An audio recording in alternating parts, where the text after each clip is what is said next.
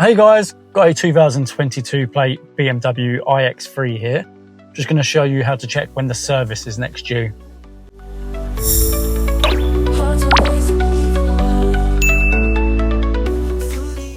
So on this one, I'm going to make sure your ignition or the engine is switched on. Then come to the screen in the center of the dash. And from here, I'm going to press the car icon.